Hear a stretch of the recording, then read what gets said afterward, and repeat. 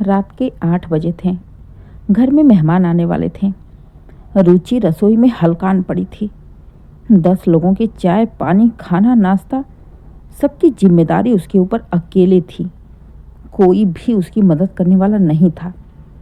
उधर हॉल में बैठी रुचि की सास सरस्वती जी और उनकी बेटी पिंकी, जो मायके आई थी गर्मी की छुट्टी पर, अपनी माँ से बोली, माँ, आपकी अलमारी में जो साड़ियाँ रखी हैं ना, वो सब मुझे दे देना। मेरी सास तो मुझे कुछ देती भी नहीं है। कम से कम आपसे तो उम्मीद कर ही सकती हूँ ना। ऐसा तो नहीं ना कि आपने अपना सारा सामान उठाकर बहू को दे दिया। बेटी की बात सुन सरस्वती जी मुस्कुराते हुए बोली, ऐसी बात नहीं है बेटा। अब मेरा जो कुछ भी है वो सब तो तेरा ही है ना। अब बहू को तो कुछ भी नहीं देने वाली। जो देना था दे दिया शादी में। अब मेरे पास जो भी है वो सब तेरा ही है। मैं जो भी करूंगी तुम्हारे लिए ही तो करूंगी ना। बहू कौन सा मेरे बारे में सोचती है जो मैं उसके बारे में इतना सोचूं। माँ बेटी की बातें रुचि ने भी किचन में से सुन लिया। सास की बातें सुन उसे बड़ा अजीब लगा, लेकिन वो कुछ बोली नहीं, अपने काम में लगी रही। खैर, सारे मेहमान आ चुके थे। असल में वो लोग सरस्वती जी के मायके के लोग ही थे। उनके भैया भाभी बेटा बहू और उनके बच्चे सब ने रुचि के खाने की खूब तारीफ की। तारीफ सुनकर माँ बेटी का मुंह बनता ही जा रहा था। सरस्वती जी ने कहा, अरे भैया भाभी, ये खाना तो कुछ भी नहीं है।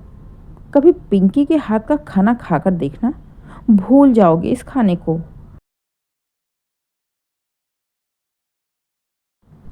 वो तो ठीक है सरस्वती, लेकिन तुम्हारी बहू वाकई में बहुत अच्छा खाना बनाती है। मानना पड़ेगा तुम्हें। लाखों में एक बहू लेकर आई हो। भाई की बात सुन खुद की तारीफ पर मुस्कुरा पड़ी सरस्वती जी।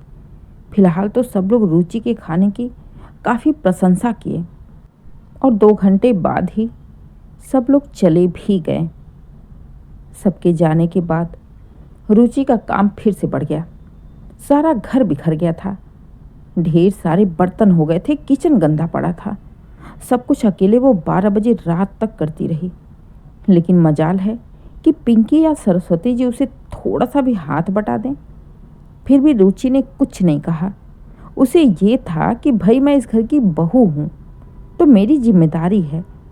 अगले दिन पिंकी ने फिर से अपनी माँ से कहा, माँ, पिछली बार आपने 2 सोने की चूड़ियाँ बनवाई थी ना, और आप उसे पहनती भी नहीं हैं, तो वो आप मुझे ही दे दो। मैं डेली में पहन लूँगी। और हाँ, आपकी वो जो जोधा अकबर वाली अंगूठी है ना, वो भी मुझे बहुत अच्छी लगती है। पिंकी की नज़र अपनी माँ के एक एक गहनों पर, साड़ियों पर, पैसों पर लगातार बनी रहती थी। ससुराल में रहकर भी माँ के एक एक रुपए का हिसाब किताब रखती थी। बेटी की बात सुन सरस्वती जी ने कहा, ले लेना बेटा, तुम मेरी बेटी है, तुझसे क्या छुपाना। बोल तो दिया, मेरे पास जो कुछ भी है सब तेरा ही है। तू चिंता ना कर, तेरी भाभी को नहीं देने वाली कुछ भी। और वैसे भी बहू का क्या है, आज है कल नहीं। भाग गई अपने पति के साथ तो। इतने में रुचि दोनों ही माँ बेटी के लिए ट्रे में चाय लेकर आती है और बड़े ही शांति से बोली, मम्मी जी, आपने एक बात बिल्कुल सही बोला है कि बहू आज है कल नहीं। लेकिन याद रखना, घर की इज्जत बहू से होती है, बेटी से नहीं। आपके लिए तो बेटी ही सब कुछ है। पर आज जो मेहमान खाने में तारीफ करके गए हैं ना, वो आपकी बेटी नहीं, आपकी बहू की मेहनत की थी। जब आपका बीपी बढ़ता है, आपकी तबीयत बिगड़ती है, तो अस्पताल ले जाने वाला कोई नहीं होता। तब आप बेटी को नहीं, बहू को आवाज़ देती हैं। घर में कुछ भी टूट जाए, आपका कुछ भी फटा हुआ सिल ना हो, या आपका कुछ भी अच्छा सा चटपटा सा खाने का मन होता है, तब भी आप बहू को ही बुलाती हैं, बेटी को नहीं। काम के टाइम पर तो आपकी बेटी की छुट्टी रहती है इस घर से, और बहू की नौकरी। रुचि की बात सुन सरस्वती जी ने कहा, बहू ये कैसी बातें कर रही हो? तो मुस्कुराते हुए ऋचा ने कहा, गलत क्या कह रही माँ जी, आपकी पूरी जिम्मेदारी आपकी बहू की है, बेटी की नहीं। आपके छोटे से छोटे काम के लिए भी बहू खड़ी रहती है, चाहे लड़ती हो झगड़ती हो। आपकी नज़रों में अच्छी है, आपकी नज़रों में बुरी है, लेकिन एक रोटी की उम्मीद आप बहू से ही करती हैं, बेटी से नहीं। आपकी बीमारी में बेटी ससुराल से आकर आपको एक गिलास पानी नहीं देती है, बहू ही देती है। तो फिर जब देने की बात आती है तो फर्क क्यों? रुचि की बात सुन सरस्वती जी चुप हो जाती हैं। पिंकी भी हैरानी से रुचि का मुंह देखते हुए कहती है, भाभी आप तो माँ को ताने मार रही हैं। नहीं दीदी, ताने नहीं मार रही, बस आईना दिखा रही हूँ, सच्चाई बता रही हूँ। जब तक बहू नहीं आई रहती है तब तक बहू के लिए सब लोग पागल हुए रहते हैं, और बेचारी बहू के आते ही वो घर में सबकी दुश्मन बन जाती है।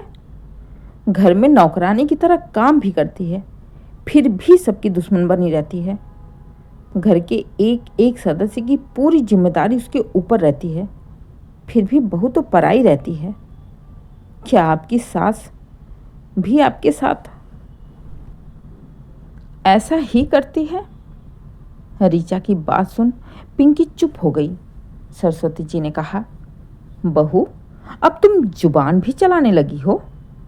तो ऋचा व्यंग में मुस्कुराते हुए बोली, वही तो माँ जी, इसी को तो फर्क कहते हैं। बेटी अगर बोले तो अपना दुख बताती है, और वही बात अगर बहू बोले तो वो जबान चलाती है।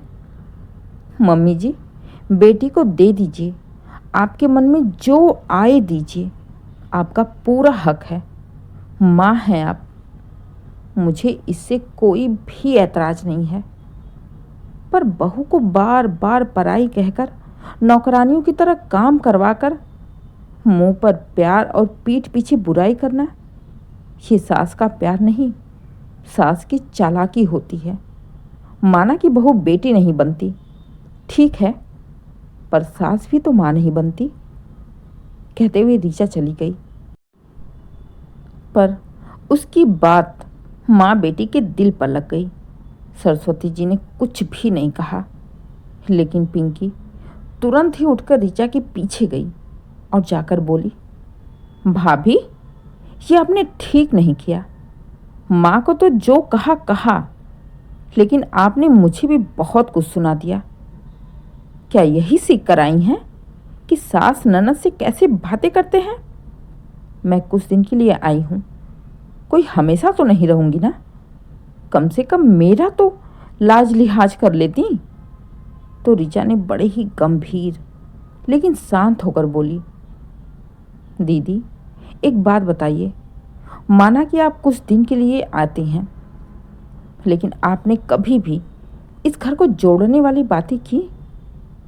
बुरा मत मानिएगा, लेकिन जब भी मैं सुनती हूँ तो आप या तो मेरी बुराई करती हैं, या तो माँ जी के गहनों पर, तो कभी कपड़ों पर, तो कभी पैसों पर नज़र रखी रहती हैं। हर एक चीज़ की डिमांड करती रहती हैं। माना कि वो आपकी माँ है, लेकिन मेरी भी तो सास है ना। सब कुछ करती हूँ उनका, फिर भी उनके ऊपर हक नहीं बनता। लेकिन बात यहाँ हक की नहीं है। आप ले जाओ, सब कुछ ले जाओ, आपकी माँ है, लेकिन ले जाने का भी कोई तरीका होता है। आप हक से ले जाओ, लेकिन ये क्या कि बार बार बहू को बेइज्जत करके सब कुछ ले जाएंगी। इस हिसाब से तो माँ जी के सामान के साथ साथ आप माँ जी को भी उठा ले जाइए, आखिर वो आपकी माँ है। ऋचा की बात सुन एक बार फिर से पिंकी की बोलती बंद हो गई। गुस्से में वो सरस्वती जी के पास आई और बोली, माँ, आप अपनी बहू को कुछ ज़्यादा ही सर पे चढ़ा रखी हैं। कितना कुछ सुनाकर चली गई वो मुझे, और आपने उसे एक बार भी कुछ भी नहीं कहा। ऐसे तो वो एक दिन आपके सर पर चढ़कर तांडव करने लगेगी और आप कुछ भी नहीं कर पाएंगी। तो सरस्वती जी ने जो कहा उसे सुन पिंकी तो हैरान हुई ही, लेकिन दोनों ही माँ बेटी की बात सुनने वापस लौटकर आई ऋचा के चेहरे पर हल्की सी मुस्कान दौड़ गई।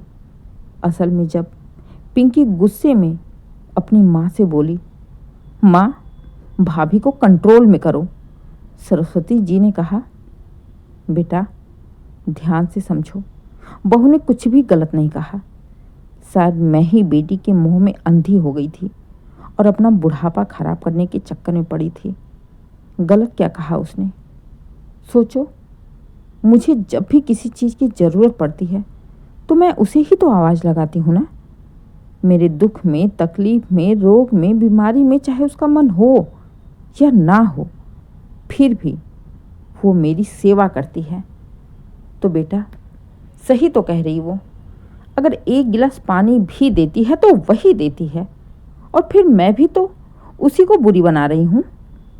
बेटा तुमने तो कहावत सुनी है ना कि भूखे पेट रहने से अच्छा है बहू की जूठन। बेटा जब मुझे उसी के साथ रहना है तो मैं क्यों अपना बुढ़ापा बर्बाद करूं? और तुझे भी बता रही हूं, उसकी बातों का बुरा मानने की बजाय उसकी बातों को समझो। अगर ऐसे ही तुम उसके ऊपर चिल्लाती रहोगी तो मैं आज हूं कल नहीं, मेरे बाद उसी का राज होगा इस घर में, फिर तुम्हारा मायका भी बंद हो जाएगा। तो बेहतर है कि अपनी भाभी के साथ तुम भी बना के रखो। और हाँ, मैंने अपने सोने की चूड़ी और अंगूठी एक बार उससे भी पूछ लूँगी, कोई एक चीज़ उसको भी दे दूँगी, और एक चीज़ तुम ले लेना। गलत नहीं बोला बेटा उसने, हम बस बहू से बेटी बनने की उम्मीद करते हैं और खुद माँ नहीं बन पाते। कहते हुए सरस्वती जी चुप हो गई। पिंकी लगातार हैरानी से अपनी माँ को देख मन ही मन सोचे जा रही थी कि यह अचानक से माता जी का हृदय परिवर्तन कैसे हो गया। लेकिन इधर कमरे के बाहर खड़ी ऋचा अपनी सास की बातें सुन मुस्कुरा पड़ी। बस यही तो चाहिए था उसे इस घर में। ना ही उसे रुपए पैसों का लालच था, ना ही गहनों का, और ना ही घर की मालकिन बनने का। हाँ, लालच था तो बस ससुराल में इज्जत पाने का, अच्छी बहू बनने का, जो शायद अब जाकर मुमकिन था। जब माँ ही बहू के खिलाफ कुछ नहीं बोलेगी तो भला बेटी की हिम्मत कहाँ से होगी।